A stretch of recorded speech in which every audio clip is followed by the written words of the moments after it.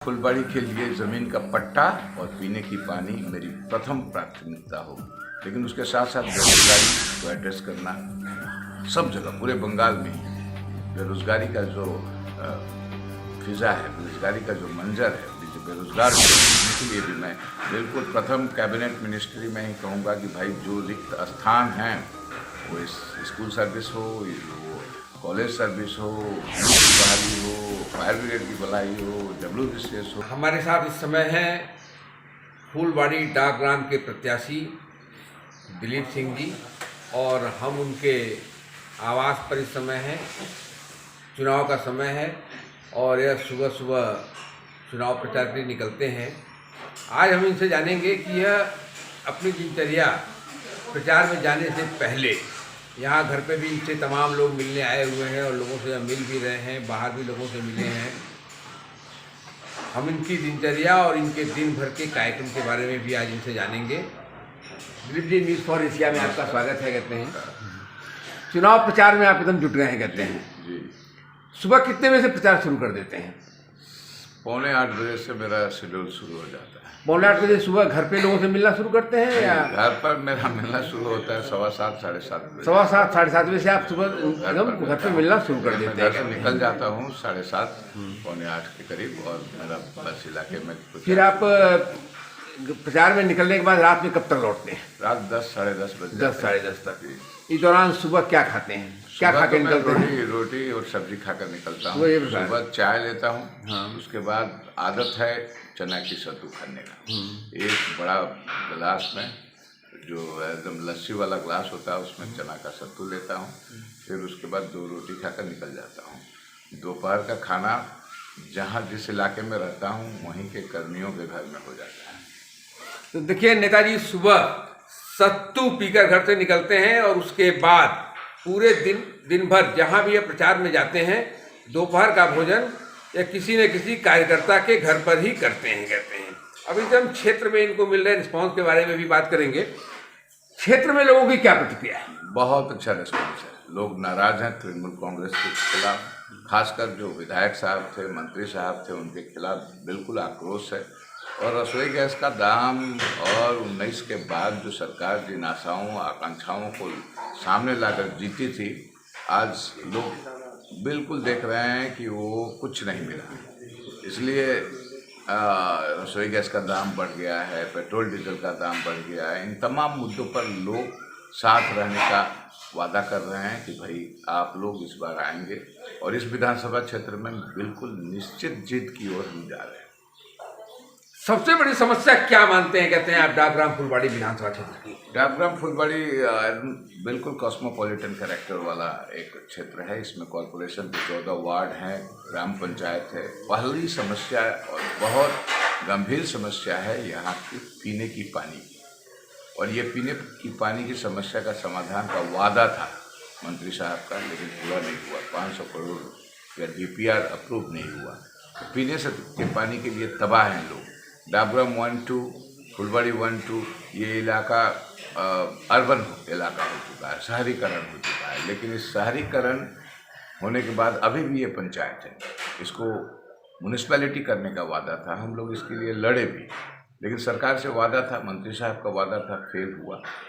यहाँ के लोगों को पुलिस तो मिल गई मेट्रोपॉलिटन, लेकिन अरेस्ट होने के बाद आज भी जाना पड़ता है जलपाईगुड़ी कोर्ट में। तो अलग एडमिनिस्ट्रेटिव जो मेट्रोपॉलिटन कोर्ट होता है ये नहीं मिला। तो ये एक बड़ी समस्या आज भी यहाँ है। यहाँ के लोगों का इंफ्रास्ट्रक्चर डेवलपमेंट अभी भी सीवरेज नहीं है। यहाँ जो रास्ते घाट नए नहीं बने, सिलीगुड़ी में 10 साल में कुछ भी नहीं बना। मानव संपद विकास की यदि बात करें तो स्कूल्स, जूनियर स्कूल हम लोग 17 करके गए थे, आज भी 17 हैं। एक भी हाई स्कूल नहीं किया गया, अपग्रेड नहीं किया गया, नए हाई स्कूल्स नहीं हुए, नए कॉलेज नहीं आए, अस्पताल नहीं हुआ। ये तमाम मुद्दे हैं आज जो जिनसे लोग रूबरू हुए थे। पिछला चुनाव लोग दिए थे वोट उनको। और बड़ी बात आज कुछ इलाकों में है, अधिकांशतः इलाके में, यह है ज़मीन का पट्टा।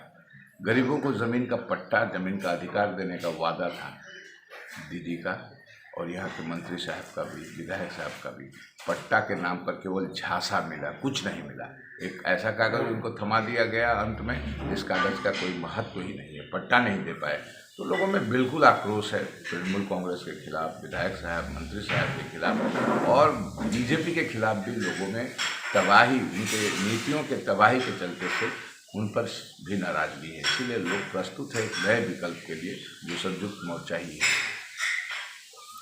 बंगाल में किसकी सरकार बनने की उम्मीद देख रहे हैं? बिल्कुल उम्मीद नहीं, मुझे विश्वास है कि बंगाल में संयुक्त मोर्चे की सरकार बनेगी। लेकिन जो सर्वे आ रहा है उसमें भी संयुक्त मोर्चा को बहुत पीछे दिखाया जा रहा है। नहीं, सर्वे पर मैं विश्वास नहीं करता। इसके पहले भी इतिहास गवाह है कि विभिन्न तरह के सर्वे गलत साबित हुए, विभिन्न तरह के सर्वे जो थे वो सही नहीं साबित हुए।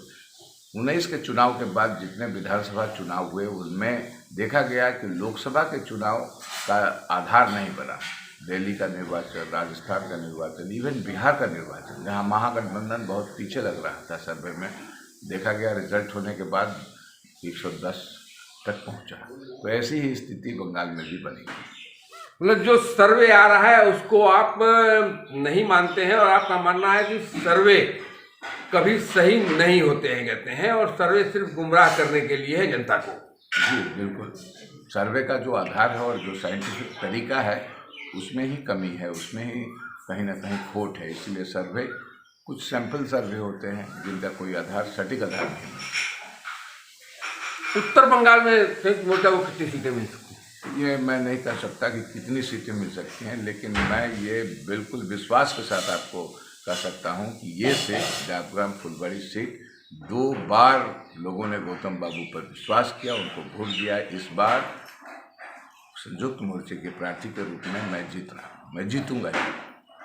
आप विधानसभा में पहुंचेंगे तो सबसे पहली प्राथमिकता क्या होगी आपकी, जो डाकग्राम फुलबाड़ी के लिए सबसे पहले करना चाहेंगे? डाकग्राम फुलबाड़ी के लिए ज़मीन का पट्टा और पीने की पानी मेरी प्रथम प्राथमिकता होगी। लेकिन उसके साथ साथ बेरोजगारी को एड्रेस करना, सब जगह पूरे बंगाल में ही बेरोजगारी का जो फिज़ा है, बेरोजगारी का जो मंजर है, बेरोजगार जो है, उनके लिए भी मैं बिल्कुल प्रथम कैबिनेट मिनिस्ट्री में ही कहूँगा कि भाई जो रिक्त स्थान हैं, वो स्कूल सर्विस हो, वो कॉलेज सर्विस हो, पुलिस की बहाली हो, फायर ब्रिगेड की बहाली हो, WBCS हो, प्राइमरी स्कूल हो, वहाँ बहाली किया जाए, परीक्षाएं ली जाए, यहीं पर प्राथमिकता रहेंगी मेरी।